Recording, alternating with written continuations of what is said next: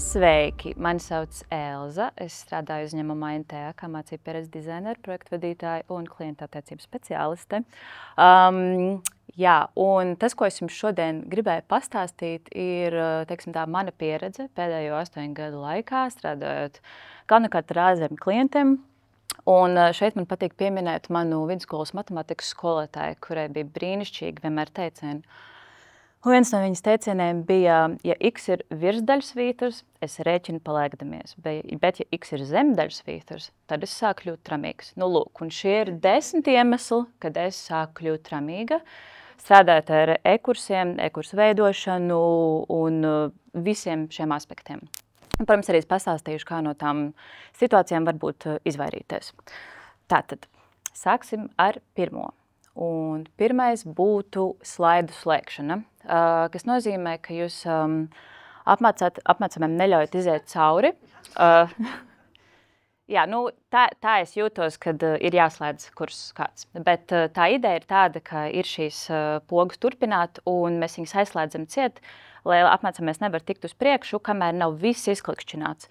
Protams, ka loģiski tas, ko mēs gribam panākt, ir viņi visi jāizlasa, visam jāiziet cauri, visi stūrīši ir jāizošņā, bet tas, kas īstenībā notiek, ir viss tas kurs pārvērš no izlasīt, izprast uz vienkārši izklikšķināt. Es meklēju tīri psiholoģiski nākamo vietu, kur man jāuzklikšķina, lai tā poga iedegās dzeltena, zaļa, sarkana, vienalga kādā krāsā, un es varu iet tālāk.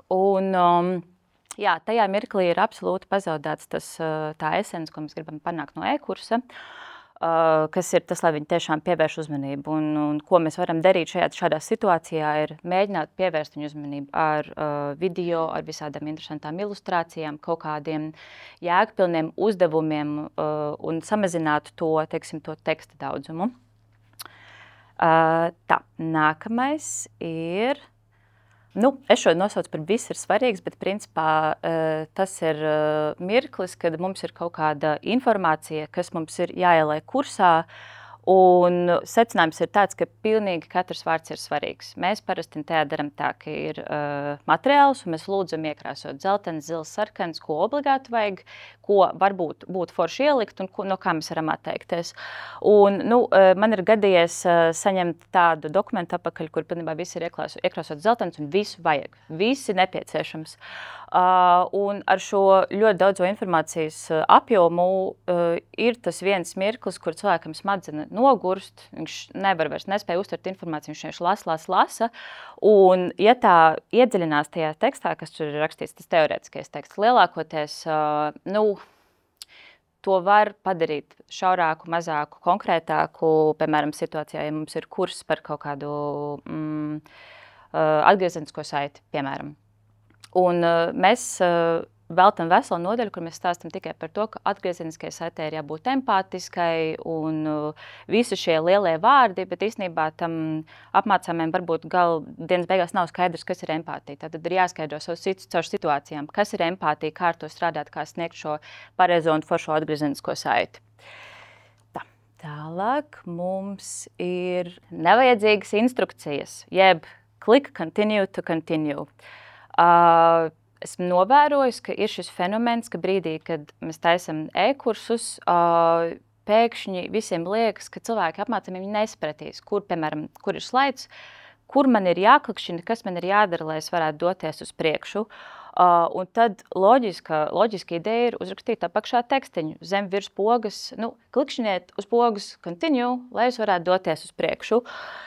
Bet realitāte ir tāda, ka mēs visi ikdienā strādājam ar Facebook, Instagram, LinkedIn, visām šīm spēlēm Candy Crush. Mums ir skaidra šie interfeisi, mēs vizuāli jau saprotam, ka šī ir poga un loģiski tur virsū rakstīts continue, un tad nevajag vēl papildus instrukcijas, ka klikšķini uz šīs mazās podziņas, lai tu varētu doties uz priekšu. Un manuprāt, Jā?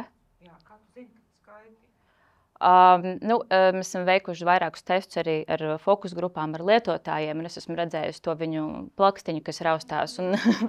Protams, man arī ļoti daudz ir nācies iet cauri dažādiem e-kursiem. Arī man plakstiņš raustās. Un es esmu runājis ar saviem kolēģiem, visiem raustās plakstiņš par to. Es domāju, ka tas tā galvenā doma ir, respektējiet to cilvēku inteliģenci, saprast, ka tā poga ir continue. Ja tur tā ir vienīgā poga, šī sarkana, viņi uzklikšanās tur virsū. Parunāsim par to arī vēl vēlāk.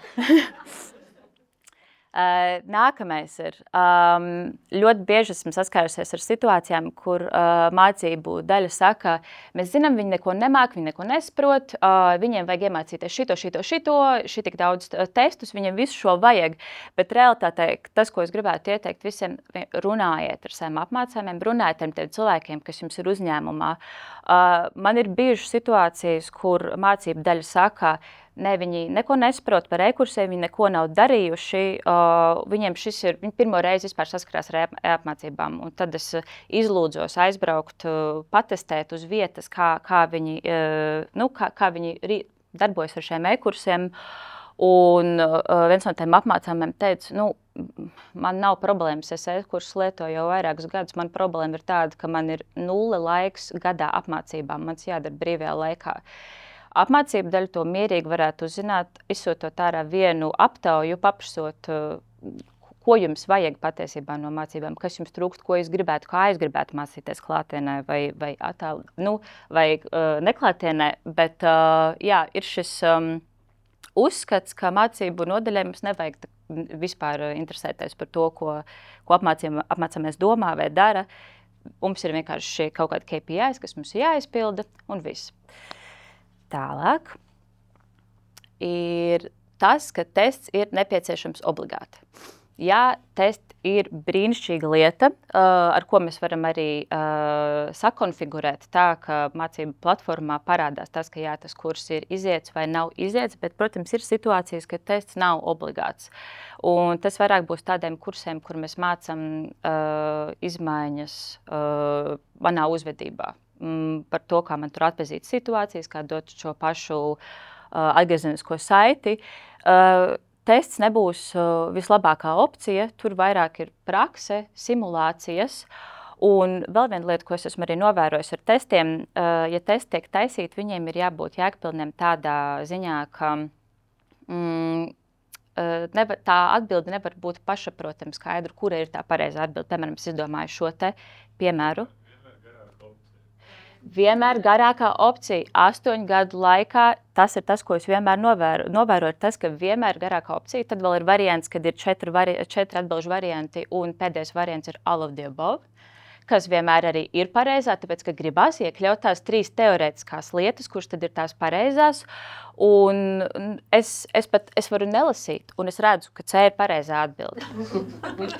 Un arī kā apmācāmies, es netērēšu savu laiku, ja es redzu, jo tāpēc, ka cilvēks smadzenes taču vienmēr izvēlās to vienkāršāko ceļu. Bet tests var arī, protams, padarīt par ļoti labu veidu, kā mācīties. Piemēram, mums iekšēji tajā bija nepieciešams, kas tās bija, man liekas, ka IT drošības mācības, un es uztaisīju testu ar 10 jautājumiem, bet katrs no tiem jautājumiem bija smieklīgs, visas 4 atbildes bija smieklīgas, atgriezeniskā saite bija smieklīga, un es vēl pieliku klāt mīmu. Tad, kad visi ofisā pildīja šo testu, pirmkārt es dzirdēju, ka cilvēki visur smējās, un otrkārt man pēc tam cilvēki teica, ka baigi labā lieta, aizņēma 15 minūtes, visu sapratu, viss ir skaidrs, un man liekas, ka kopš tā brīža, pirms es varu sameloties, es nezinu, ar IT direktoru tik daudz nerunāju, bet man šķiet, ka mums kaut kādi tādi incidenti tā kā nav bijuši. Un varbūt reizēm, tests ir forša lieta, bet tad viņam ir jābūt jēgpilnam. Tālāk. Vēl viena svarīga lieta. Teiksim, mēs esam izgājuši caur šim ciklam, mēs esam uztaisījuši e-kursu pirmo versiju, un tas neredz šī kļūda, kas tiek pieļauta, mēs viņu palaižam, tā ir mana līgvaņa mamma, smieklīgi. Mēs viņu palaižam gaisā, teiksim, 12,000 cilvēku, un tad mēs atklājam, ka, piemēram, pirmajā slaidā nevar tikt uz priekšu. Kaut kas tur ir iesprūdis. Vai ir kaut kāda pilnīgi acīm redzama gramatikas kļūda pirmajā, otrajā slaidā. Un tas, ko es jums visiem iesaku, uztaisiet to e-kursu. Protams, jūs viņu iekšienē savā komandā būsiet vairākas reizes apmuļājuši un sakošļājuši, jums liksies, ka viņš ir perfekts. Parādiet fokus grupai, test grupai, 3-4 cilvēkiem un pavērojiet, kā viņi iet cauri, jo tas ir tas user experience. Neko nesaki, vienkārši vēro, kā tas cilvēks iet cauri tam e-kursam. Un ļoti bieži tādā veidā var pamanīt kaut kādas lietas, par kurām mēs nekad neiedomātos. Tas saucamie kā edge case, jo tur ir vienmēr te joki par to, ka mēs domājam, ka būs tā, un tad atnāk lietotājs un vispār izdara pilnīgi otrādāk. Un mums visiem neviens to nebūtu iedomājies nekad mūžā. Un tādējādi var izvairīties no tādām ļoti, ļoti stulbām kļūdām, ļoti vienkāršā veidā. Nākamais. Mācību ilgums.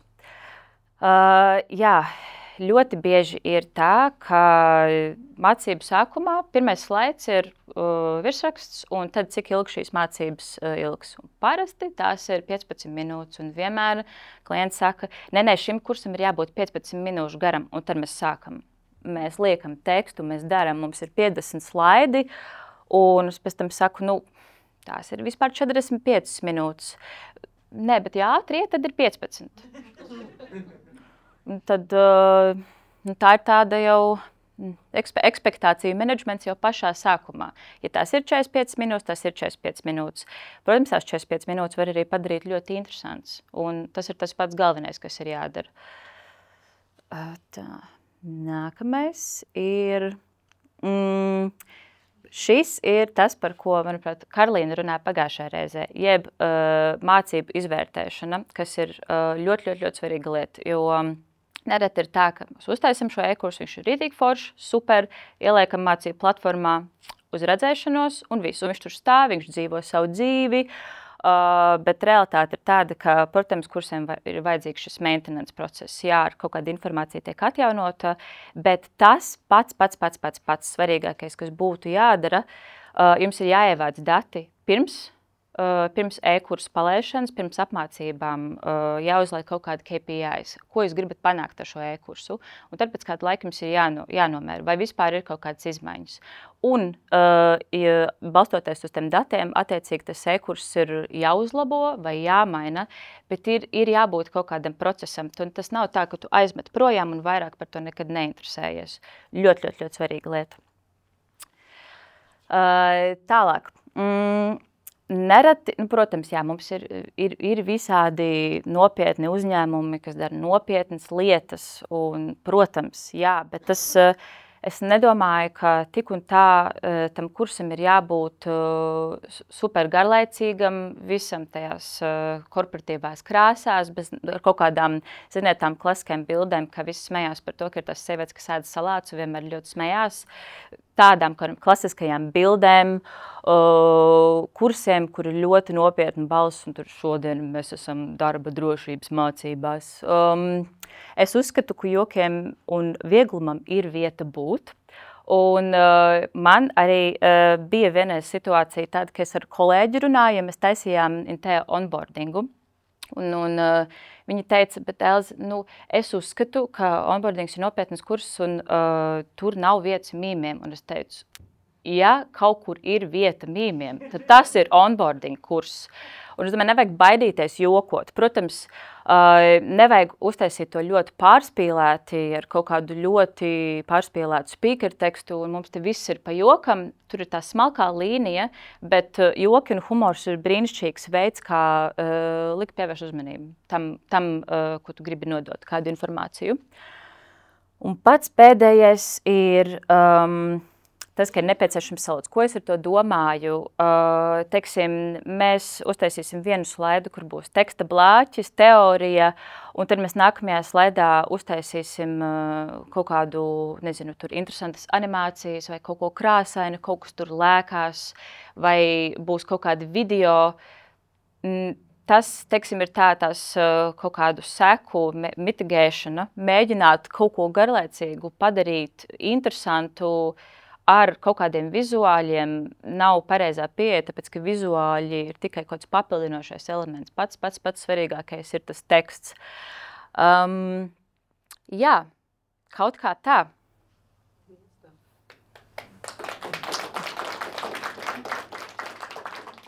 Varbūt jums ir kaut kādi jautājumi?